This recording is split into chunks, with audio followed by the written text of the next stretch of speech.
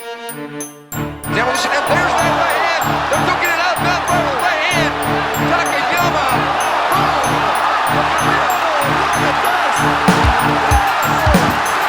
Green trunks for the southpaw, the notorious Conor McGregor. Black trunks for the champion, Jose Aldo Jr. Conor relaxed, smiling. Oh!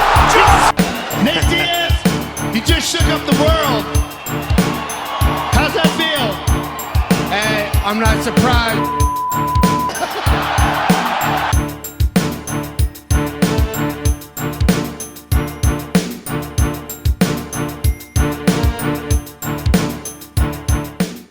It's time to talk Chingasos with the crew. How is everyone doing out there? Thanks for joining us. We have a jam-packed episode with tons of combat news, CJI updates, UFC drama for your mama, possible brain damage for one of our favorite UFC fighters. Yeah, crazy, bro. And you know, we got all the combat scraps from this week, including your favorite fighter, Nate Diaz, taking on his arch nemesis, Jorge Masvidal. My brother Fonzo, how you doing this Sunday morning, my man?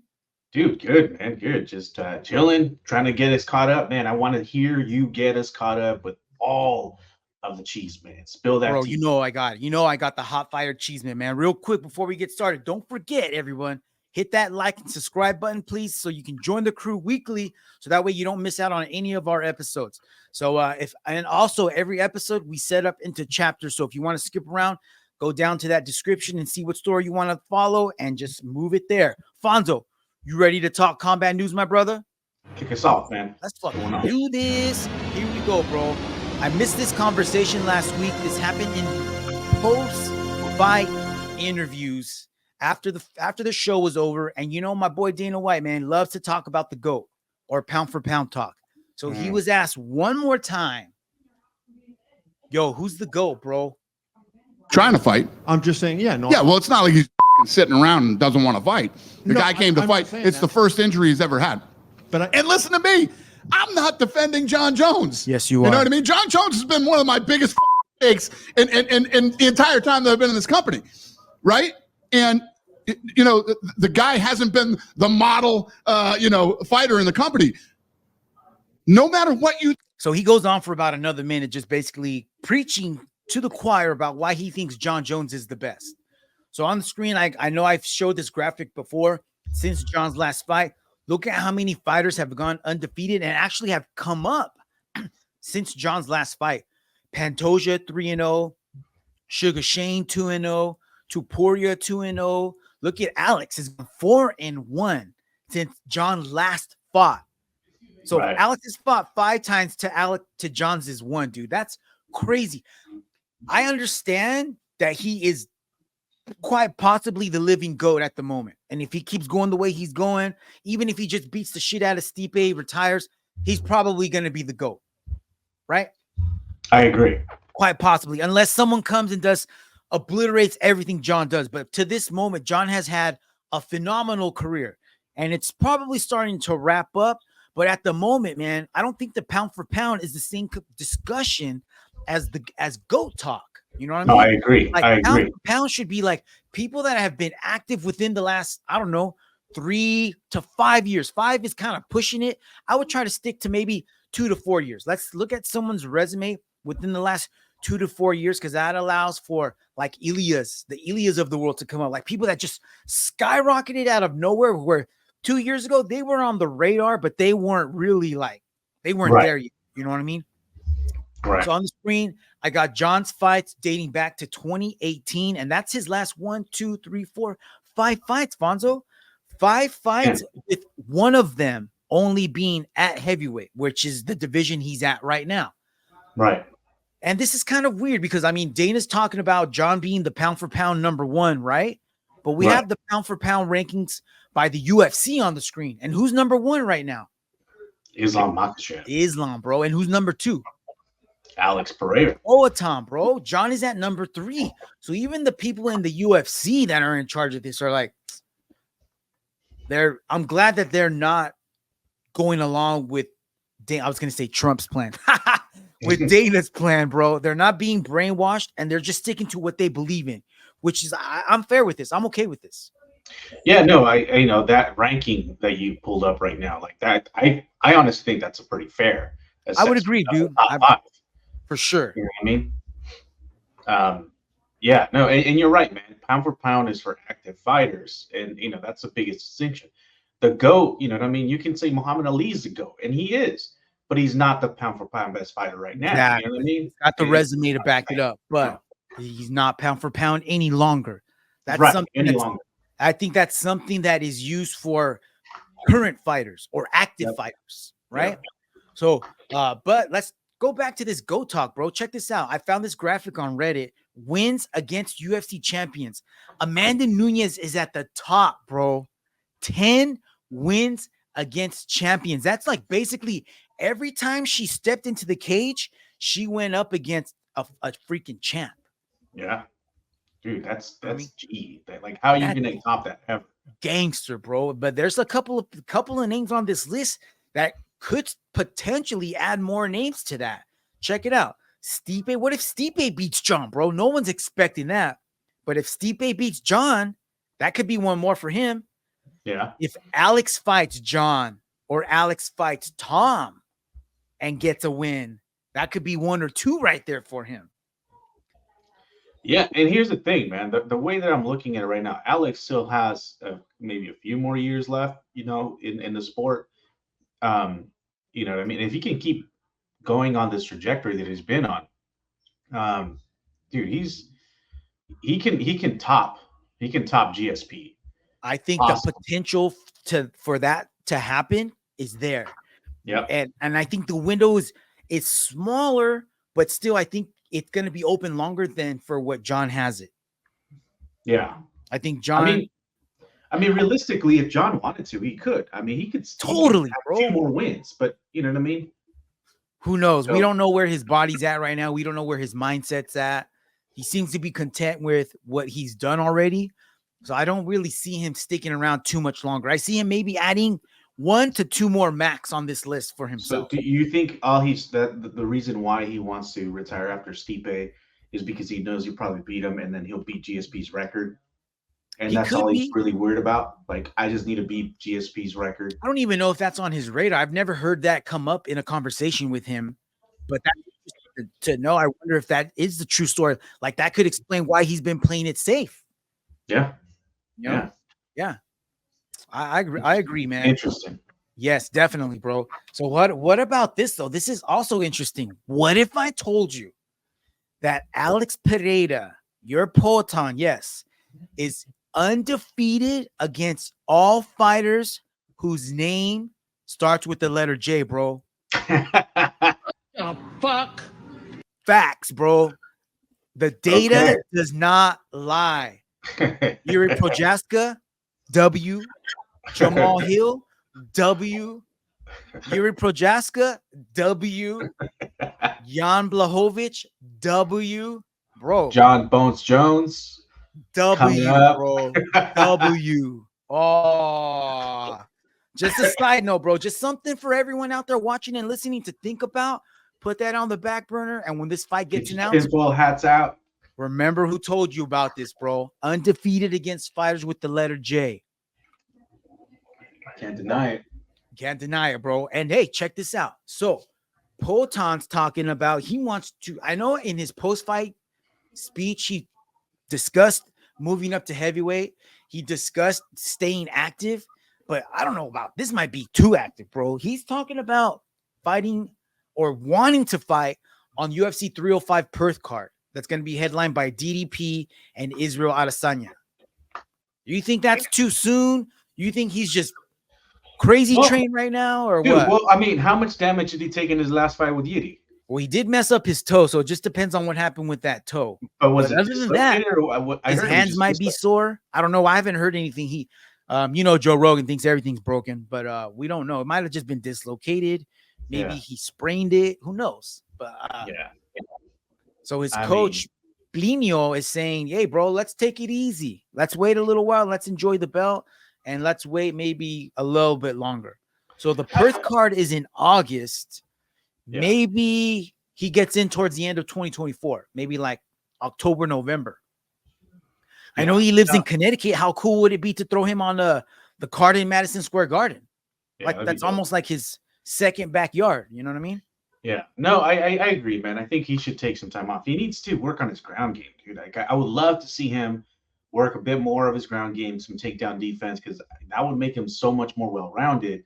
And like honestly, if he's gonna go up to heavyweight and he's gonna face some competition up there, especially if he plans on taking on Jon Jones, he's gonna need that. Yeah, that's what they're gonna be fishing. They're gonna be hunting for that, bro. They're gonna be trying to get him down because they know that's not his world. So if he can take some time to work on that, I mean, I love seeing him fight, but he needs to sharpen up some of those weapons. You know what I mean? Some of those. I agree. Yeah, I agree, man. I definitely agree. All right, Fonzo. I hinted at this in the intro. UFC fighter with brain damage. What do you think, bro? Michael Chandler says.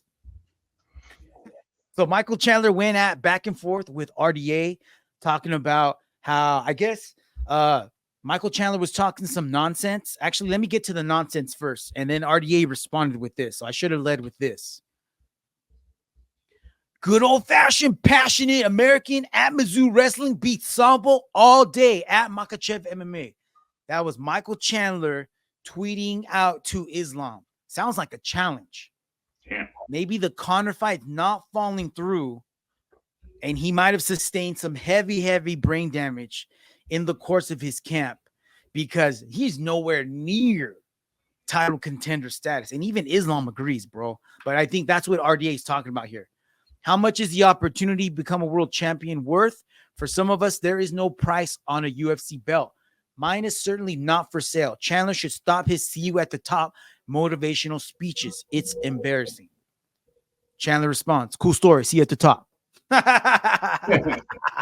What a jerk, dude. What a jerk. Well, hey, dude, so here's the thing. Like I was I'm interesting you brought this up because I was watching shout out to the guys, the other YouTube channel, MMA on Point, and they had this cool story where they were talking about, now that this fight between him and Conor fell through, where does that put Chandler? You know what I mean? Like, because he's kind of put a lot of this stuff on hold, man. They were supposed to fight back in December, and that has been pushed back, and now we don't even know if we're going to get it or not.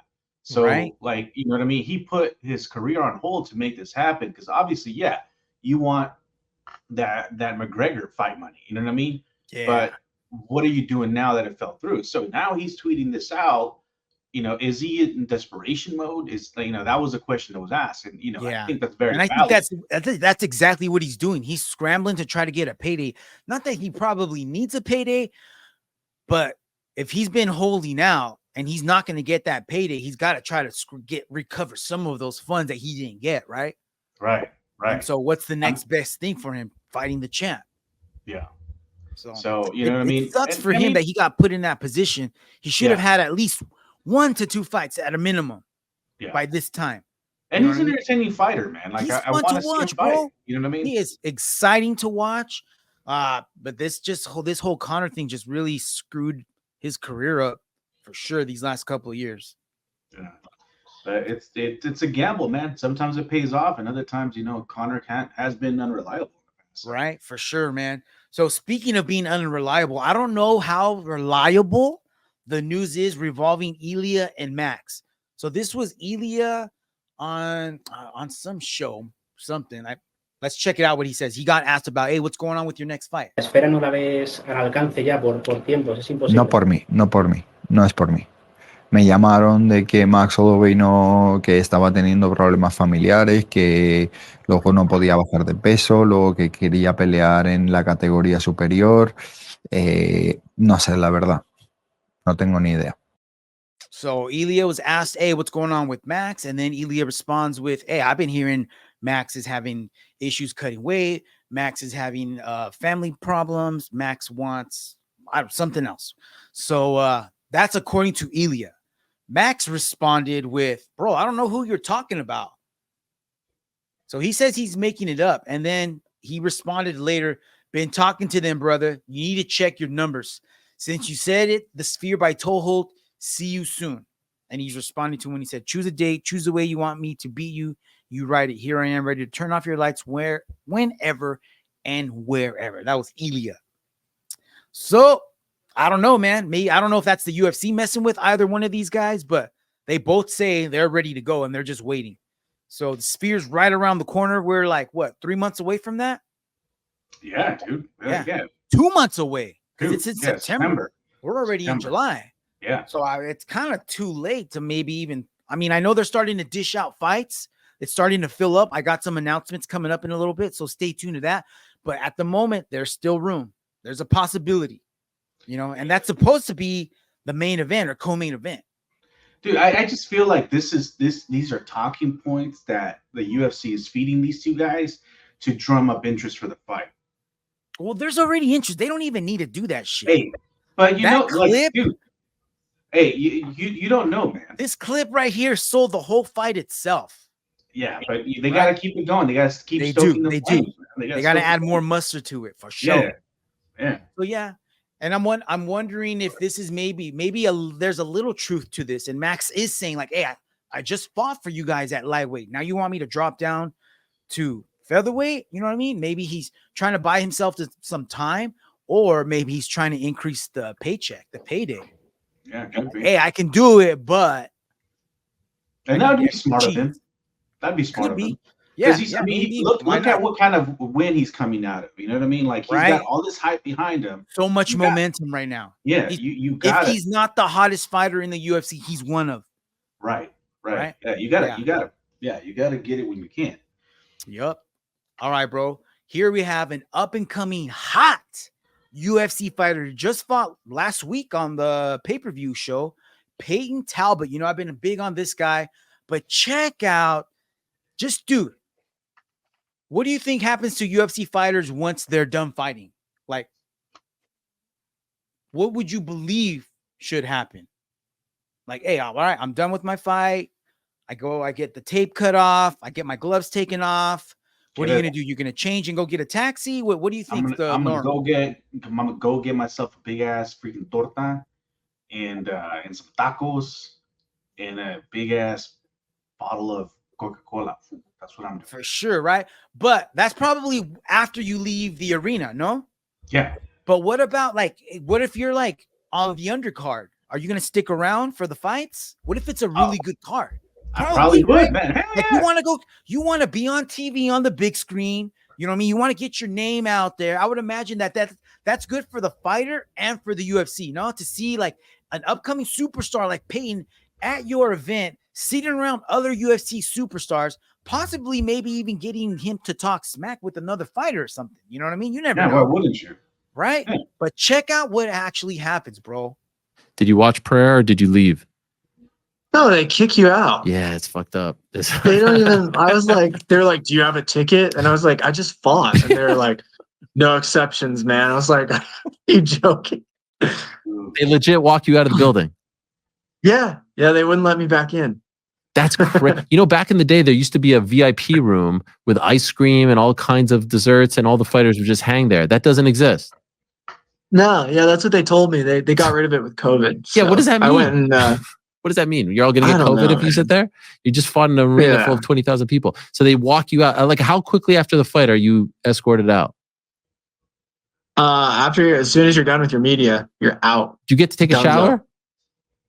No. Well, I took one when I got home, but. What do you mean when you got home?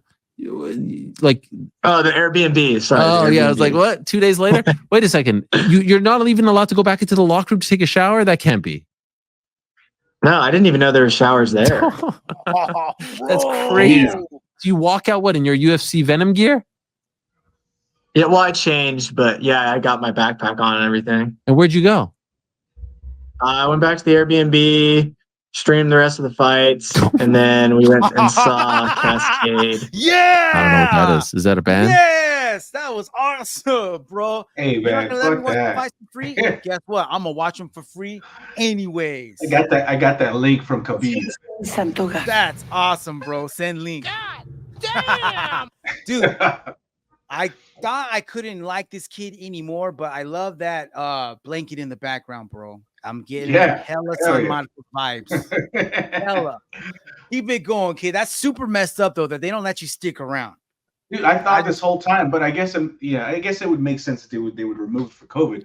Am I not bringing it back? That's kind of shitty, man. Like that's what I thought would happen. They should have a section for fighters that fought on the card to go and chill if they want to.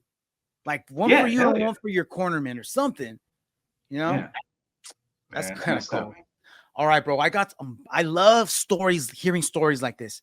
And maybe as fighters start to retire, maybe we can get them to come on and they'll tell us some of these behind the scenes stories. But when you get these alpha style fighters in the same building, bro, anything can happen. Like they can become best friends. Like, bro, did we just become best friends? Yes. Or you can be like, hey, I want to fight you. Oh, I want to fight you. Let's fight right now. Okay. Check this out. So this is MMA Nerds fighter Jon Silva, who fought on last week's UFC card. And he tells a story of Manel Kape and Mohamed Makhachev at the PI. Check this out. Mano, tá chegando cara mais louco aqui. Vocês acham que eu sou louco, mas isso aqui é louco. E aí? Mas, mano, acaba batendo o Makhachev fora aqui da academia esse tempo atrás. Ele deu uma cotovelada na cabeça do Makhachev na rua. Não saiu isso na internet? Já tô contando se pode. Vai ser a segunda vez que eu vou lhe bater, mas calma. Mano, ele catou o Makhachev na entrada aqui do PI, mano. Deu uma cabeçada e deu uma cotovelada nele na rua. Abriu a cabeça do Makhachev. Uma semana antes da luta do Makhachev. Ele é um psicopata. E eu ia fazer sparring com ele no dia, porque quando eu cheguei, ele só veio dando a cabeçada aqui. Tá bem na entrada do PI. Os russos aqui, mano, nem ajudaram, só olharam o Makhachev tomar um pau, os caras olhando. Aí o Makhachev falou, eu vou te pegar, hein. O Makhachev tinha falado que ia dar um tapa na cara dele. Aí ele viu o Makhachev e o Makhachev quis pedir desculpa e ele falou, não, desculpas não aceita, agora tu vai ter que fazer. Aí o Makhachev deu um passo pra trás. Quando eu abri a segunda porta, que eu vi a segunda, ele chegou e deu uma cabeçada no Makhachev, abriu uma cotovelada, o Makhachev caiu no chão. Aí os tipo, só ficaram olhando. Alright, so I don't understand that whole thing. Don't speak Portuguese. Yeah. What happened? Right, so if you're out there listening, head over to the YouTube channel at Chingasos Crew and watch the subtitles. But basically, I don't know what happened, bro.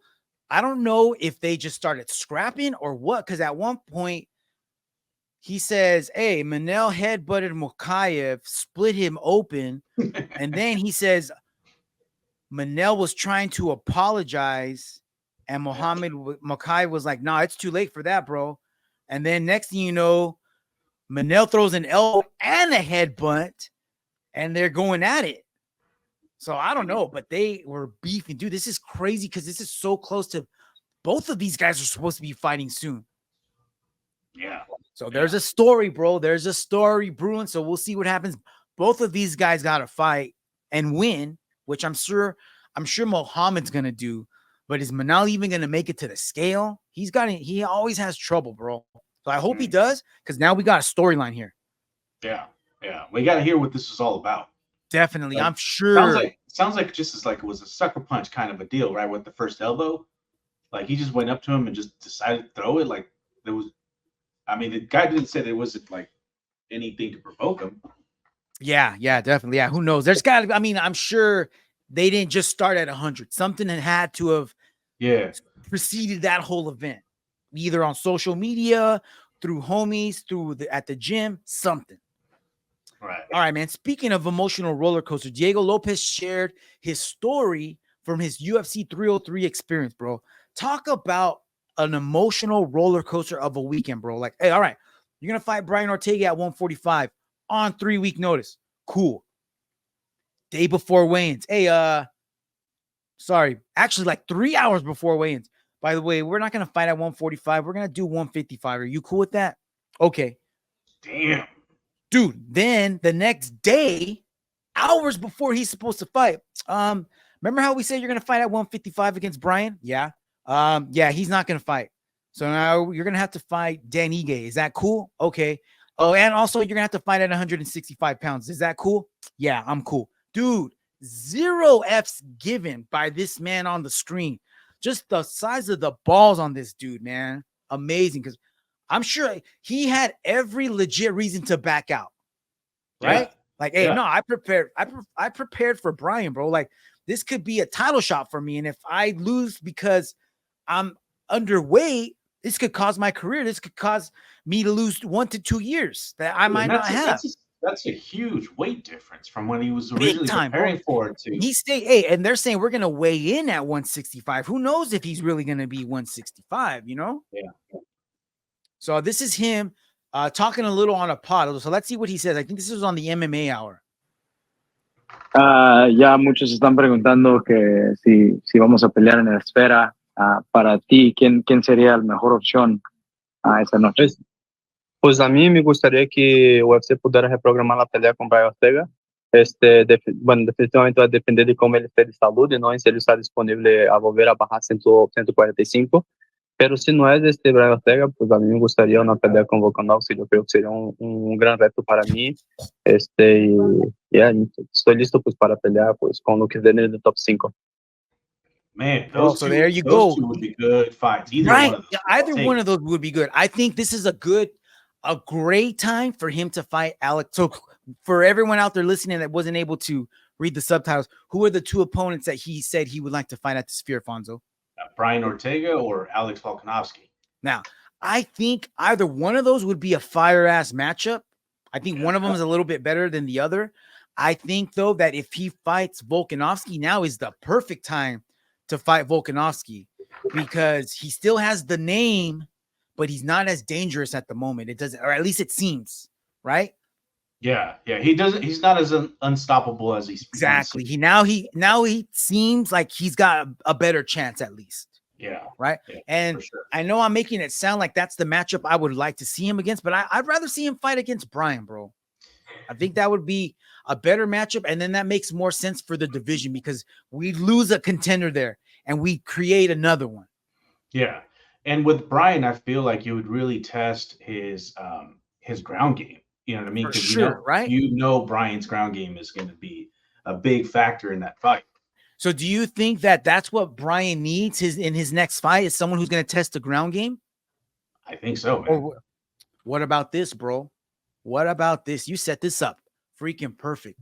Aljamain Sterling on his pod this last week says he wants a piece of Diego at the Sphere. What do you think about that matchup? Ooh, that's interesting too. That I is hadn't even considered as F, bro. Because this is a perfect storm. This is like an established name trying to come up, trying to prove that he belongs in the upper echelon of this new weight division. And Diego's got the same thing, bro. Diego's trying to prove that he belongs in the upper echelon and can beat these champs. Diego needs to get on that list with John and Alex by having wins against former champions. And this is how it gets done, dog. I actually think this is a better fight for him than Brian. You think so? Just because of the importance of it? Maybe not the importance of it, but beating a champ. You know what I mean? Brian is a good win, but he's not a former champ. You know that's what I meant. That's what I meant. No, nothing, not taking anything away from Brian. Either one would be a great fight, but I would rather see this Aljo fight. And right. This would give him a bigger notch in his belt than beating Brian. But to me, the more entertaining fight is the Brian fight. Yes, because you know how Aljo's gonna do it, bro. You already know. Yeah. All right, man. All right, let's keep this moving. How about this, dog? Moment of silence. Fighter removed. UFC officially removed Andrei Arlovski from the fighter roster, bro. It was a good time. And a long time. And dude, dating all the way back. Look at the screen, bro. His first fight in the UFC, November 17th, 2000. 2000, bro. That was before 9/11. Dude, that was 24 years ago. I walked with Arlovski all the way up to the plane for that. Dude, man. How crazy. I also got some of his more significant wins on the screen. First time he held that UFC belt when he I think he heel hooked or straight ankle. Oh no, it was Achilles lock. Tim Sylvia. And then, dude, he fought all over Elite XC, Affliction. Yeah. Man, what a kudos to you, bro. I wish the UFC would have done it. He deserves a video. He does. Yeah, man, because he had some highlight reels back. Dude, they made a video for freaking. They made a video for Michelle Watterson. How you not gonna make a video for Andrei Arlovski UFC? It's a freaking travesty, bro. Yeah. Yeah, that's crazy, man. That's crazy. Let's talk about something positive here, bro. You ready? All right, let's do it. The UFC Noche card, bro, is officially starting to fill out. And I know they're not. Dude, what do you think about this? Here's a conversation that was had on MMA Fighting Podcast, and they were pissed off. First of all, they were talking about the Sean O'Malley and Merab fight. They're like, why is that going to be at the Sphere? They're not even Mexican. Right. Bro, I chimed in on the live chat, and I was like, let me tell you, we do not care that they're not Mexican. We vouch for both of these fools. They both can come to all the carne asadas. Throw them in the Sphere, bro. What do you think? Facts or not? You know what? Yeah, man. Good fighters. I mean, there's plenty of fighters who like Merab, man. Merab is invited to the card. He's got to fight in this card. Hell you know yeah, what I mean? bro. They may not be Mexican, but they got that Mexican fighting spirit, bro. I'm down for that. Other people who got that Mexican fighting spirit right there on the screen. Your fave, bro. Michel Pereira is going to take on Anthony Hernandez. Dude. Woo, this is going to be classic striker versus grappler match, man. This is going to be a banger of a fight, and I'm here for it. I'm so pumped for it, dude. What do you think? I don't know, man. Michel, sometimes if he can keep it tame and not fucking try any of this weird ass spinning shit he does. I don't know if he'll be able to do that crazy spinning backflip shit against Anthony Fluffy, bro, because Fluffy's gonna. Yeah, he's gonna like he looks like when you see him, you're like, oh, who's this fucking cholo guy? I'm gonna smoke this dude. He ends up smoking people, dude. He is so slick on the ground. His striking it's lagging his grappling for sure, but I like how he mixes it up. He'll throw in a nice jab and then whoop, he's throwing a takedown right behind it, dude. Next thing you know, you're on your butt. And if Michel does something crazy like, oh, I'm gonna do something spinning here, he's gonna get caught. And I don't know if he's gonna be able to get back up. Yeah, and that's what I mean, man. Like Michel's got to be really measured in this fight, and it'll be entertaining. It'll be entertaining if he can do that, but. If he starts to get wild, it'll be an easy night for him. It'll be a bad time for him. For him, right? All right, bro. How about these next two? I'm so pumped for these next two matchups, bro. I'm gonna let you introduce them, please. Introduce them, because I can't. I'm too pumped, dude. Let's go. So we got our boy Puro Chicali Edgar Chairez will fight against Kevin Borjas. And of course, we got Lazy Boy, Ronaldo, Lazy Boy, versus Odi Osbourne, bro, Odi Osbourne. So we got two. All right, you want Mexicans on the card? We're gonna give you three more. This is gonna be sick. I'm pumped for this fight, dude. I mean, and I sent you that video of Lazy Boy being interviewed at, I think, was that Extreme Couture he was training at? Yeah. Dude, I love the attitude on that kid, man. He is gonna go far because he's got that Mexican fighting spirit with that Mexican work ethic. It sounds like, and dude, he just is a gym. He's hungry and humble. Yes, like you know, what I mean? love like the story, dude. I love him. I love him. Yeah. So I'm really looking forward to. And I did a little research on Ode Osbourne, and I don't want to say UFC handpicked an opponent for this guy, but they might have handpicked an opponent for this guy. Oh, yeah? Yeah, this might be, I mean, he's going to train hard no matter what, but this could be a highlight reel for Lazy Boy, bro. Damn. Okay. Stay tuned. All right, bro. Your boy, Bo Nickal, announced he's going to have a fight in November. I don't think this guy's fought all year, huh? He hasn't fought. It's been a while since we talked about him. I think he fought at the MSG card last year, if I'm not mistaken. That might have been the last November. So he's saying he's going to fight November. He says he's got an opponent, but he hasn't announced who that was. So I know he called out Shara Bullet after the last UFC fight night, right, in Saudi Arabia. But I also have the UFC middleweight top 15 on the screen, and I have X's over the fight over people who currently have matchups right now. So Michel Pereira is going to be fighting at the Sphere, probably won't be ready in time for November. Anthony Hernandez, likewise, and then Izzy's fighting in August. So that's potentially an opponent for him there, but that's way up in the rankings. Who do you think in the rank? You think he should even be facing somebody in the rankings already? I mean, to be quite honest, dude, I thought he was at the bottom 15 already. You know, because he had been making that climb up until I mean, he's just been steamrolling everybody, but he hasn't fought anybody worthy of getting him on this list yet. Yeah. So why not give him Chris Curtis? I was gonna say that, or I mean, yeah, Chris Curtis or Chao Baralo. I mean, I would say maybe Anthony Hernandez, but they already got a fight, right? Him and Michel. I would say, bro, I would just say feed him Curtis because that gets him into the rankings right away. Yeah. Caio Borralho, he's an up and coming star. He's very marketable. I don't know if you wanted to have those two rockets colliding just yet. Let's wait a little while on that. Let's create names out of both of these guys, and that could be a potential pay-per-view co-main event down the line that's going to sell hella pay-per-views, because the future of the UFC is with those guys, man. Like all the old timers, they're on their way out. Paulo Costa, Marvin Vettori, Jared Cannonier, Robert Whittaker. It's a matter of time. And these new names, these new kids that are starting to come up, bro, these guys have been training since day one, basically. And that's why we're seeing like levels of fighting and athleticism that we ain't never seen before, man. And this guy right here, this is like the 1% of the 1% of the 1% in this specific combat. You know what I mean? And now he's testing his skills against the world, bro. And I'm here for it, man. I'm excited. I'm excited. I think whoever he's going to fight is going to launch him right into the rankings finally. So I'm looking forward to it, bro.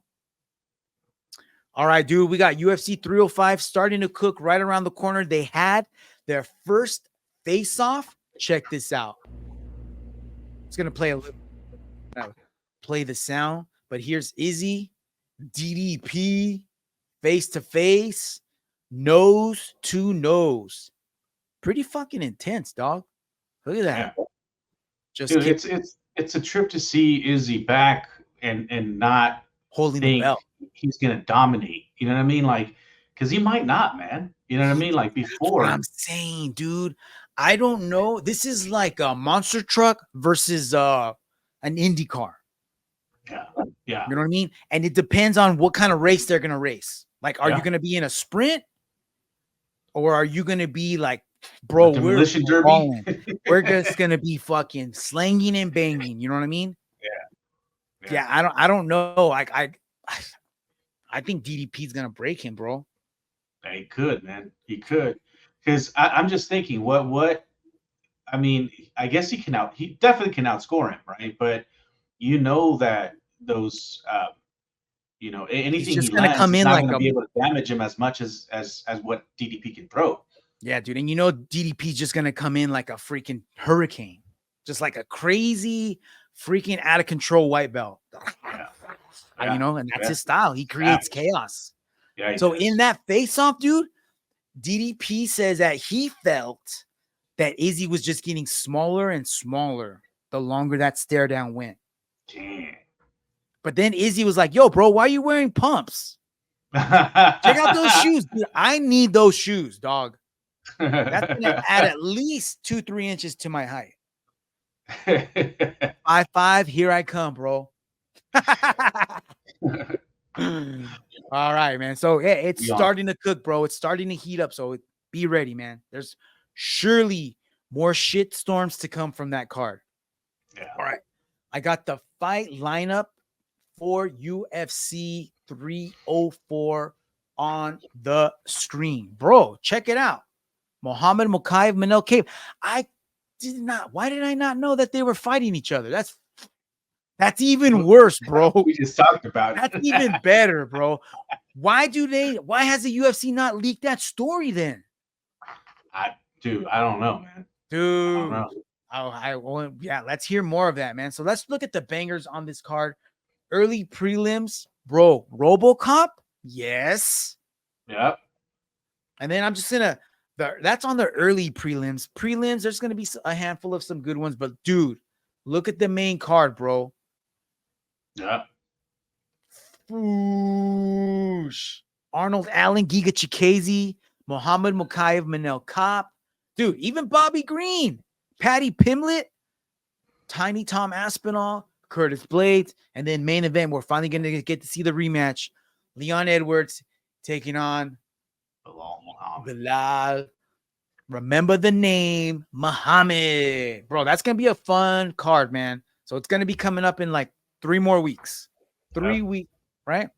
Yep.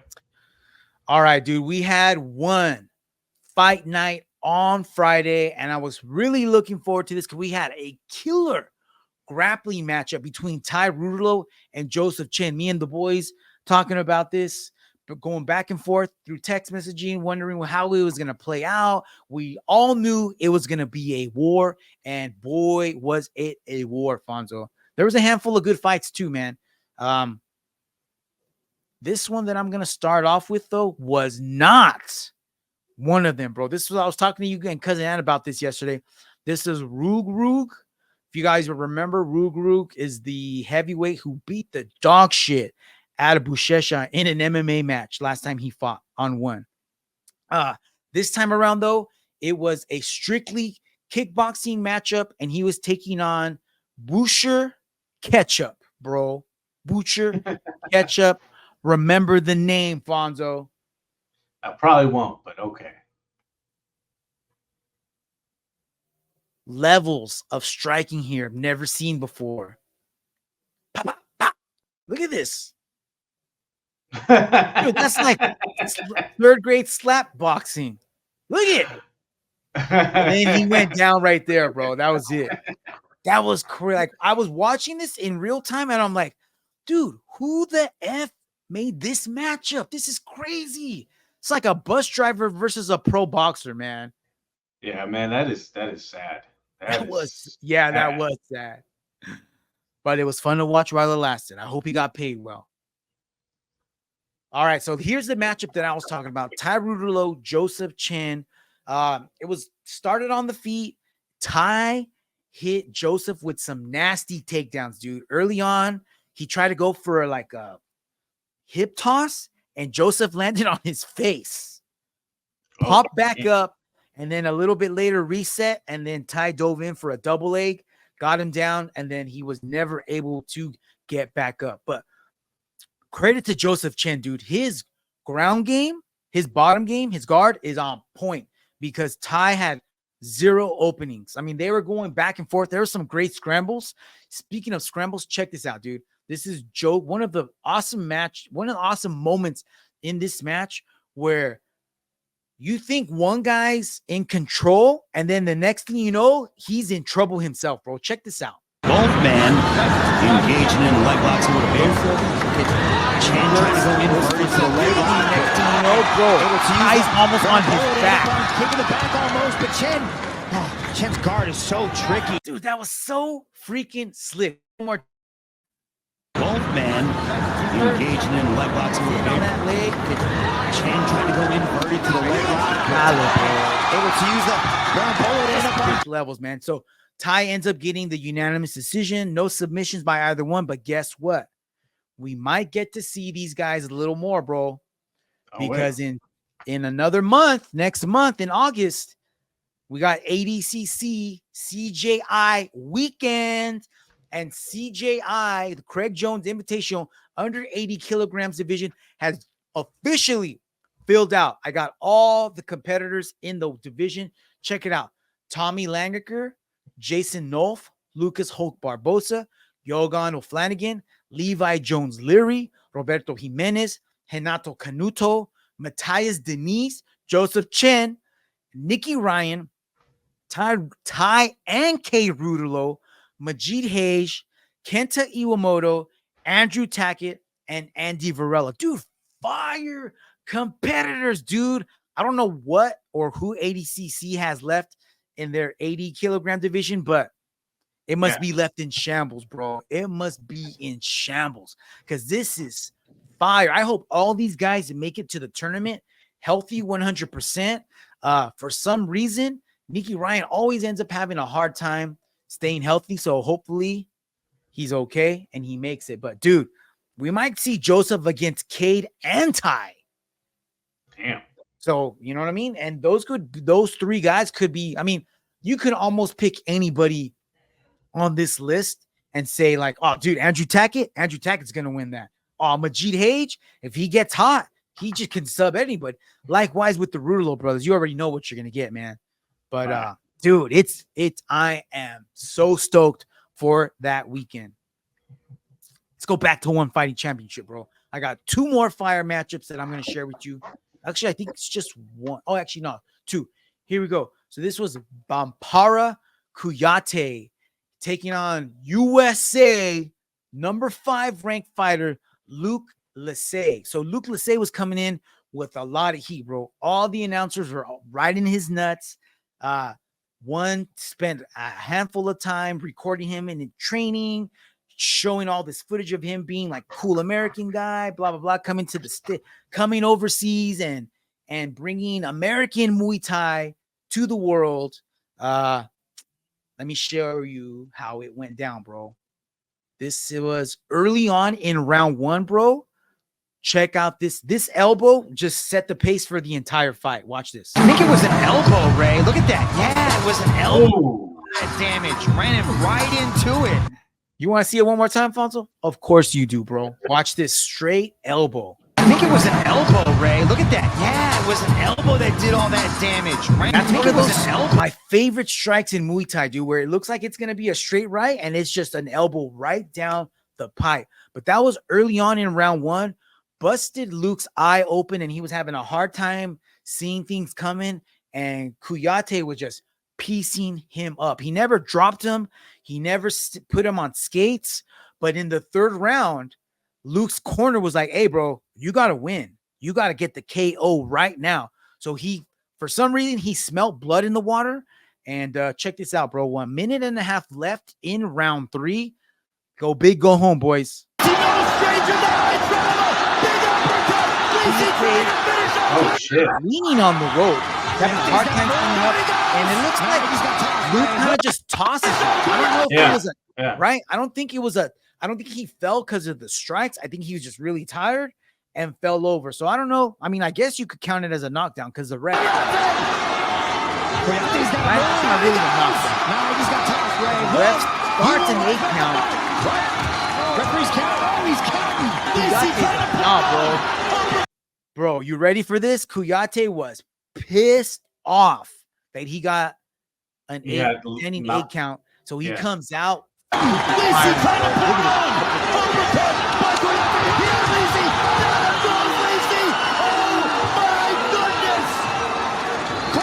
Dropped him with the uppercut. Damn. Yeah, ref stopped the fight because I don't know if you saw, he kind of reached out there and used the ropes to keep himself from falling. And I guess that's a big no-no. Yeah, look. Walks over there, puts his hand on the rope. That was a major upset, dude. I don't know what the odds were on that, but that was a number 5 fighter versus an unranked opponent, bro. Damn. Ranked opponent, though, was this guy right here. Nico Carrillo is a motherfucker, dude. I mean, look at the image on the left. Look at the back on that guy. He just looks so much bigger than his opponent. Yeah. Watch the end. This is Nico Carrillo taking out Simon Pitch.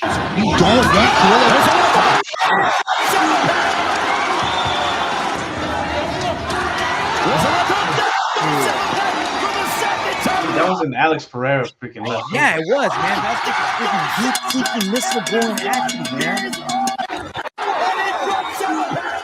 Nico's just throwing with all power, dude. And from the moment the fight started, that's what he was doing. Because he landed a couple shots, tasted Sampachek's power, and he's like, hey, this is like a freaking pea shooter versus a freaking bazooka. Let's go. And he just had no worries in the world, dude, and was just piecing him up. It was a Sampachek had no chance in hell, bro. After the fight, Nico gets on the mic. He gets the $50,000 bonus, and listen to this call out, bro. Super leg, Jonathan Haggerty. May the best man win. Best luck to both of yous. I'm next. I am next. I'm undeniable. I am next. Mr. Chatry. give me the title shot next. Whoever wins that belt in Denver, don't get too attached to the gold. 'Cause it's coming right off yous. The king of the north is coming for gold. King of the North, bro. So I think the Denver card is in October. So he wants to fight the winner of Superlek and Jonathan Haggerty. You talk about violence, bro. Imagine this guy and either one of those guys fighting. Yeah, dude. That is going to be a fun fight to watch, my dude. I got one more thing to talk about, Fonzo. The internet is in fits right now. Last night, Nate Diaz took on Jorge Masvidal in a boxing match, and everyone's got their points, bro. But on the judges' scorecards, Nate Diaz did score a majority decision. Judge Zach Young had it 98-92 for Nate.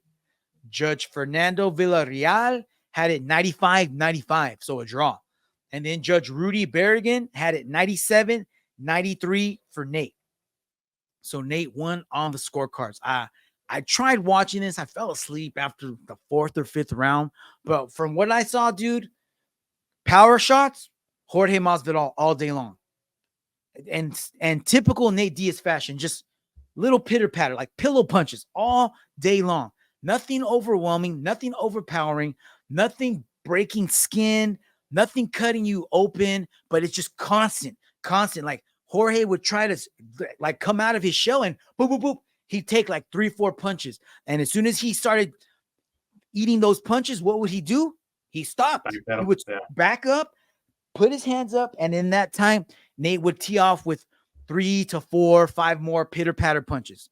So I would give, like I said, I would give all the power shots to George for sure. Look at Nate's face. It was all swelled up. I think he was bleeding a little bit, but it just wasn't enough, dude. It wasn't enough. You could tell that Jorge was gassing out early on in the fight because his punches were coming in flurries. He would like 3 to 5 really good, a really good 3 to 5 punch combo, and then nothing for minutes. And then a 1 to 3 punch combo, and then nothing for minutes. Meanwhile, Nate's just walking around, talking shit, doing this, but dictating the pace of the fight, making Jorge either defend, put his hands up, or walk away, which is what he did. I know it's not what the MMA fans or boxing fans wanted, but on paper, he did outpunch him, dude. He probably, I don't know what the punch count was. Somebody was saying that the CompuBox, whatever, numbers were on the screen, and it had Masvidal winning by leaps and bounds, I guess, but I didn't see that. I don't know. I could be wrong. I'm gonna go back and try to watch it, but it wasn't that fun, that much of an entertaining fight. The whole card overall, though, it's pretty cool. Like I said, Fernando Vargas's younger sons, one of them was on the card.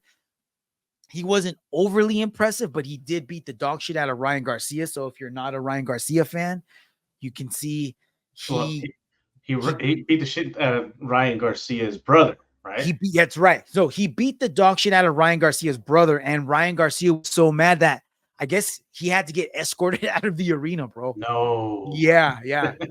So that's a win if you don't like Ryan Garcia. But there was a handful of good fighters. Anthony Pettis was on there. Chris Avila, former pro boxer, was on there. Dude, Sugar Shane Mosley Jr. was on the card. What? And he fought a guy that Canelo fought a few years ago. I can't remember the guy's name, but he beat the shit out of him. Yeah, it was pretty good. It was a pretty good fight. I think they stopped the fight because of a cut, but still, up before that, he was whooping his ass. Yeah, I'm forgetting the guy's name, but look him up. He's a good fighter. All right, Fonzo, that's the last story I got, my bro. Anything you want to add before we wrap this up? No, man. These good fights coming up pretty soon. And share your thoughts with us. Let us know what's going on. Man. That's the name of the boxer, Danny Jacobs. Danny Jacobs. Yeah. Oh, I'm sorry, Fonzo. What were you saying, though? No, that's it, man. Good. I hope everybody has a great freaking week. Follow us on our socials. We'll see you next time. Yes, and stay hydrated out there. It's going to be a crazy, crazy week, man. We got one more week. I know out here in the Central Valley, We're hitting them crazy triple digits. We haven't gotten this hot in a long time. Hopefully it doesn't happen again and it passes quickly without any without anybody getting sick or anything. So hey, like Fonzo said, follow us on all the socials at Chingasos Crew. We appreciate you. Have a safe and fantastic week, everyone. Until next week, Chingasos Crew out. Peace. Peace.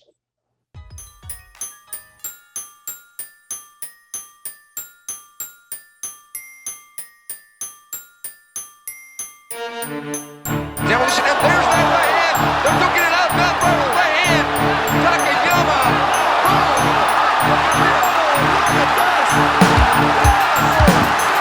Green trunks for the southpaw, the notorious Conor McGregor. Black trunks for the champion, Jose Aldo Jr. Conor relaxed, smiling. Oh! Nate Diaz, he just shook up the world. How's that feel? Hey, I'm not surprised.